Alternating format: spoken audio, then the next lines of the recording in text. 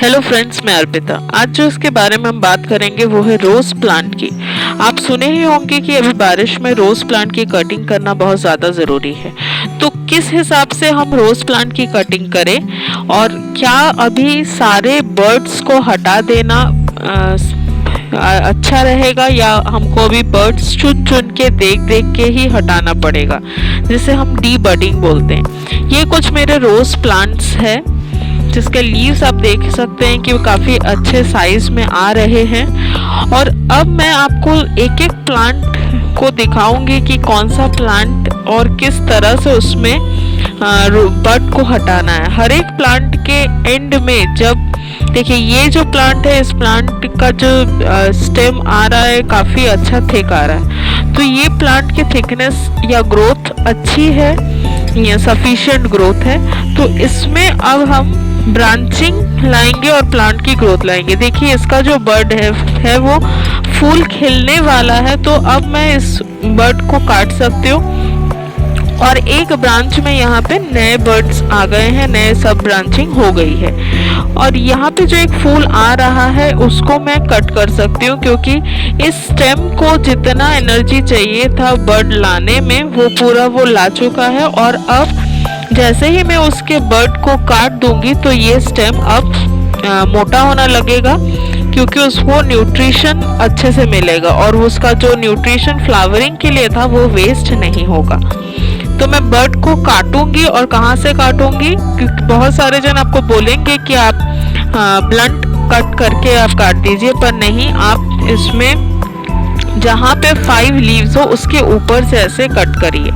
Angles में cut करिए। 45 degree का एंगल सबसे अच्छा होता है। एंगल्स में कट करिए और कट करने के बाद अगर बारिश चल रहा है तो उस एंड पे साफ पाउडर का पेस्ट बना के लगा दीजिए।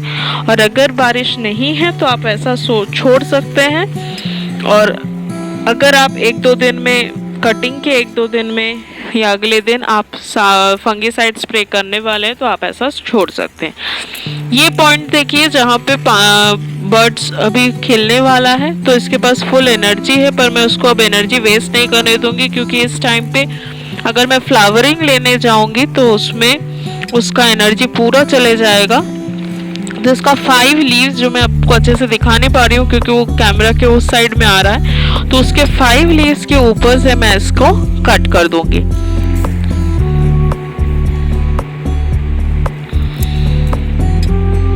एक ब्रांच है जिसमें सिर्फ एक ही बर्ड है, तो उसको बर्ड को मैं उतने दिन वेट करूंगी जब तक उसमें बर्ड्स ओपन होके उसका कलर दिखने ना लगे। देखिए, इसमें भी थोड़ा सा बर्ड्स है और ये फिर डैमेज दिख रहा है, तो इसको भी मैं कट कर दूंगी, क्योंकि अभी बारिश आने वाली है और बारिश में रोज प्लांट्स का एक नेचुरल स्टिमुलेटर भी मिलेगा। और फंगीसाइड स्प्रे करना बहुत ज़्यादा ज़रूरी है।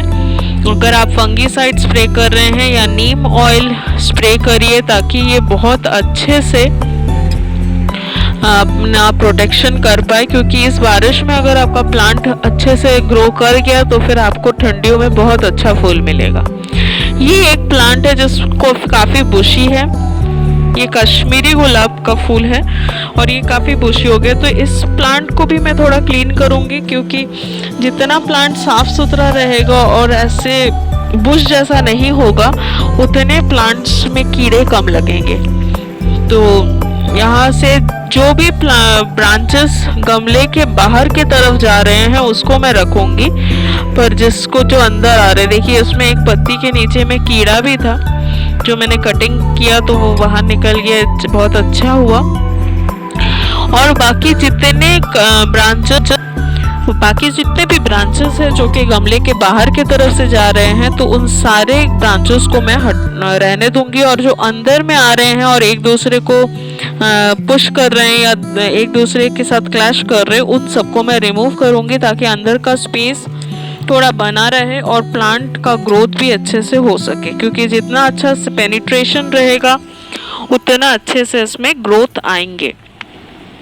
ये अभी थोड़ा सा आपको खाली दिख रहा होगा, अभी भी यहाँ इस साइड में थोड़े से बुशे हो गए हैं, एकदम जंगल जैसे उग रहा है, तो वहाँ पे भी उसको थोड़ा सा शेप देने के लिए मैं अंदर में जो ब्रांचेस निकल रही हैं उसको मैं रिमूव कर रही हूँ, ताकि बीच में से क्लैशिंग जो है वो कम हो जाए, और थोड़े से ब्रांचेस कम होने से जो भी उसका न्यूट्रिएंट है वो अच्छे से जा पाएगा। कहीं कहीं पे आपको डाई बैक दिखेगा, पर डाई बैक कभी कभार फंगस अटैक के कारण भी होता है और कभी कभी न्यूट्रिशन कम होने के कारण भी होता है।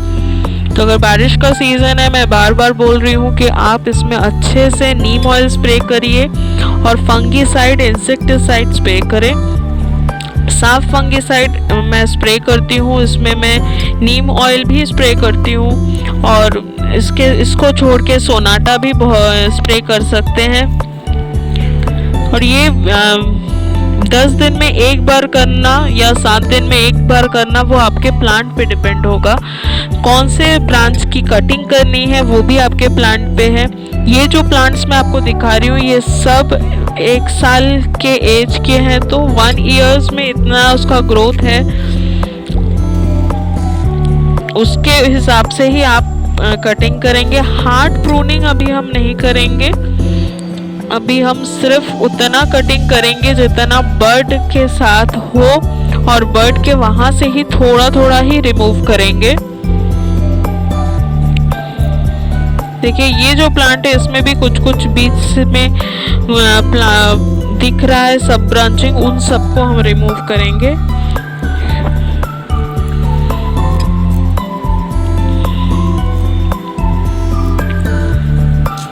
यहाँ पे भी एक बर्ड आया हुआ है, वो सिंगल बर्ड है, तो सिंगल बर्ड को ये देखिए, ये थोड़ा सा एकदम क्लियर साफ सुथरा प्लांट दिख रहा है जहाँ पे कहीं भी अनवांटेड लीव्स नहीं है, अनवांटेड ब्रांचेस नहीं है, और काफी क्लीन दिख रहा है। ये प्लांट थोड़ा सा बड़ा हो गया है। हर एक प्लांट की इंडिविजुअल ग्रोथ है। सारे प्लांट सेम एज के होने के बावजूद भी सबके ग्रोथ अलग अलग होते हैं। तो जिनके घर में जो भी रोज प्लांट अभी अवेलेबल है उन सब का इस तरह से आप केयर करिए। जितने भी अनवांटेड ब्रांचेस हैं उसको आप रिमूव करिए। नॉन फ्लावरिंग ब्रांच अगर कहीं से आ रही है तो उसकी पहचान करिए। वो ग्राफ्टेड पोजीशन से नीचे से अगर कोई ब्रांच निकल रहा है जिसमें 7 पत्ती होती हैं, वो सारे अनवांटेड ब्रांचेस हैं, तो आप उसको कट कर दीजिए।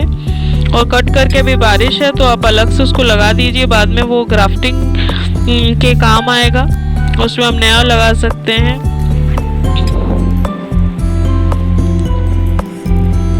ये जो प्लांट है ये भी कश्मीरी गुलाब है, तो इसमें भी देखिए इसमें थोड़े बुशीनेस होता है कश्मीरी गुलाब में, और एक साथ में बहुत सारे 3 4 5 एक साथ में फूल आते हैं। तो अगर 5 फूल आ रहे हैं तो उसमें से सेंटर फूल को के बड को आप कट कर दीजिए। और बड की कटिंग उस स्टेज पे करिए जब आपको बड फूल के, जैसे ये एकदम करेक्ट स्टेज है जहाँ पे बड एकदम स्वेल होके उसके अंदर के पेटल्स का कलर शो कर रहा है, उस कंडीशन में ही आप बड को डीबड करिए। एकदम छोटा सा बड निकल रहा है उस टाइम पे डीबड मत करिए।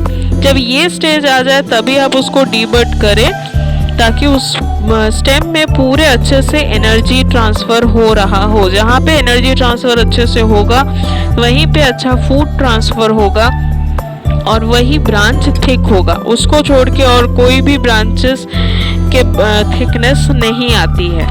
तो इस तरह से आपको अपने बड्स की कटिंग करनी है और इसी को हम डीबडिंग बोलते हैं। 5 लीफ देख के उसके ऊपर से 45 डिग्री के एंगल में आप उसको कट कर दीजिए।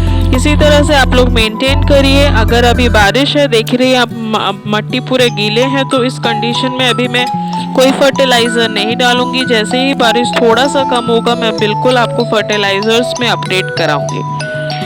Thank you, stay tuned for next videos.